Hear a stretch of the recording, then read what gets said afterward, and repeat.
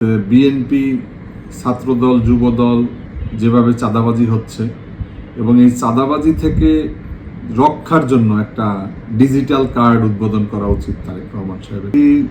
তাদের নির্বাচনে প্রতিশ্রুতি অনুযায়ী ফ্যামিলি কার্ড বিতরণ শুরু করেছে, এজন্য ধন্যবাদ জানাই। কিন্তু এই family card, smart family card নামে শেখ হাসিনা 2023 সালে তিনি প্রায় অনেকগুলো উপজেলাতে বিতরণ শুরু করেছিল। এই সরকার নতুন আঙ্গিকে আবার তারা শুরু করেছে। আমরা চাই যে যারা শ্রমজীবী, মেহনতি মানুষ, নিম্ন মধ্যবিত্ত এবং বেকার, সদ্য বেকার সহ যারা একবারে নিম্ন পর্যায়ে আছেন তাদের জন্য একটু স্বস্তি হয়। কিন্তু অনেক কার্ডই বিতরণের কথা আমরা শুনতে পাচ্ছি। কৃষি কার্ড দেবেন, ফ্যামিলি কার্ড দিয়েছেন, কিন্তু আরেকটা কার্ড সংযোজন করা খুবই জরুরি এই মুহূর্তে।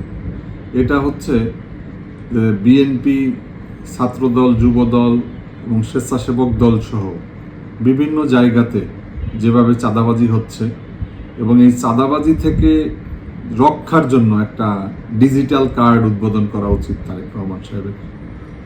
আমরা দেখলাম যে একজন নির্বাচিত সংসদ সদস্য, ঢাকা 16 আসনের একজন আর্মি পার্সন ছিলেন, তাকে যেভাবে অবরুদ্ধ করা হয়েছে, তার নেতাকর্মীদের উপরে যেভাবে হামলা করা হয়েছে শুধু চাঁদাবাজির বিরোধিতা করার কারণে। আমরা দেখলাম মেহেরপুরের একটা ঘটনায় সেখানে একজন আহত হয়েছিল, তিনি আজকে ইন্তেকাল করেছেন।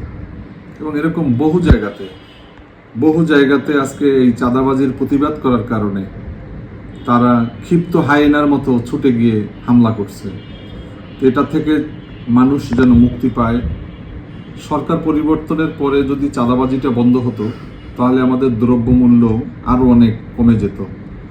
আমাদের নিত্য পণ্যগুলো, বিশেষ করে শাক সবজি সহ মাছ বিভিন্ন এলাকা থেকে আসে এবং রাস্তাতে বিভিন্ন নামে বেনামে তাদেরকে চাঁদা দিতে হয়, পুলিশকে চাঁদা দিতে হয়।